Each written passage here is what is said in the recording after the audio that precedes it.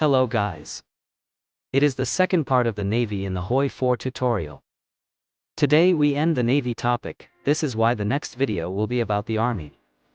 I also added time codes in the description for you. So let's start.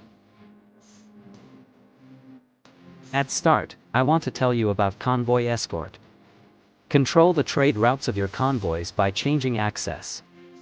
Otherwise, convoys will always take the shortest route. Protect your convoys by using the Convoy Escort mission. You can use any ship for escort, preferably leftover destroyers or anything can chase submarines away for Convoy Escort, but for actually killing them, especially 1940 submarines, you'll need a specialized force. You can only kill submarines by spotting them first. The best way to kill submarines, especially 1940 submarines, is to use a spotting cruiser as a spotting task force, in combination with depth-charge destroyers. Alternatively, use a small strike fleet that includes one or more carriers. Since carriers can also kill submarines. Submarines will be completely revealed and vulnerable if you are the one starting the engagement. However, when you join your escorts on the defense, submarines will very quickly hide once your ships arrive, and then become untargetable. Now I will show you good escort destroyer template. This design was designed to deal maximum depth charge damage, for the best cost effectiveness possible. It is not good at detecting subs, only at killing them. Use this ship either as a convoy escort or strike force. One ship per sea zone should be enough for chasing enemy subs away. When using it as a strike force, group them in groups of 5. Then put them to engage at medium risk. The next topic we will discuss is minelaying and minesweeping. A fully saturated minefield will give the enemy numerous penalties. The best zones to put mines in are choke points, where the enemy will pass often, and your coastline, to protect yourself against naval invasions. You can place mines with a surface ship or a submarine. Destroyers are technically the most cost-effective at laying mines, but they are also much more prone to being spotted by enemy ships. Therefore, you should use submarines for minelaying.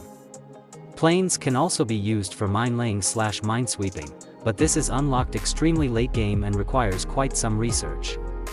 The naval game will have been decided by that point in time. Despite being unlocked very late, minelaying planes are quite good.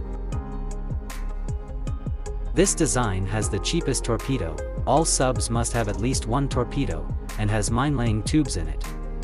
You'll only need a couple of these to fully saturate a few critical sea zones with mines. 15 minelaying subs should be more than enough. And now let's talk about minesweeping. Minesweeping can be performed only by surface ships. The most cost-effective at this is the destroyer. You should only start building them after you notice the enemy starts laying mines, since the AI and players typically don't use mines. It is a simple minesweeper design, it doesn't get any more cost-effective than this. You'll only need a couple of these, and only if the enemy actually has laid mines. And now, let's talk about naval bombers. Naval bombers are incredibly cost-efficient. The base strike doctrine actually gives numerous bonuses to naval bombers. If you want a navy without building a navy, go for this doctrine. To use naval bombers, you'll want to have air superiority, in order to protect your naval bombers from enemy fighters. Clear the skies of enemy fighters before deploying naval bombers. Put half of your naval bombers on naval patrol, the other half on naval strike for maximum effect. Alternatively, split your submarine fleet in tiny stacks, then put them on raiding, with always engage turned on. If the enemy decides to use to defend their convoys, they will then join the battle between your subs and their convoys. You can also try to spot the enemy fleet and then engage them using subs. Since your submarine started the combat, they will be able to hide as soon as the enemy fleet arrives. While hiding, your submarines will be near invulnerable, neither side will deal any damage. However, since you are in combat, your naval bombers can kill the enemy ships during this battle. When using this strategy, put all naval bombers on naval strike. Port strikes are very effective. Note that port strike has to be performed above the land where the port lies. The only protection for your naval bombers against ships is agility, so the smallest airframes actually are the beefiest when it comes to airship combat. This design uses a MG, since your primary weapon cannot be a torpedo for a medium airframe. Therefore, use the Blue Star reinforcement option, which allows only the exact same plane type to reinforce. The design main advantage of using this design is its range. It has a much longer range than a small airframe. You add modules to increase its range even further, but typically 1,000 kilometers or above is enough range for most seas.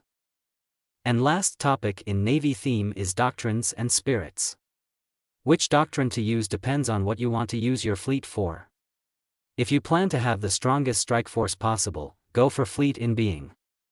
If you want to search and destroy enemy submarines, go for Fleet in Being.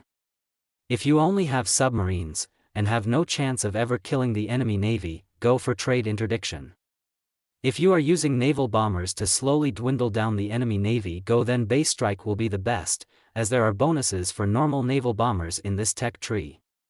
If you have a relatively small strike fleet, with 4 carriers in it, these carriers will thus form the largest component of your damage output.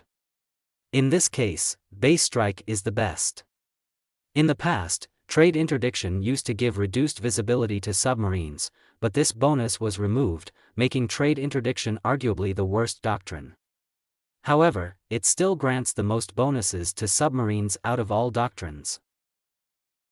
Guys, thanks for the watching. Please like and subscribe, it is really motivating me, and let's keep HOI4 on tips of fingers.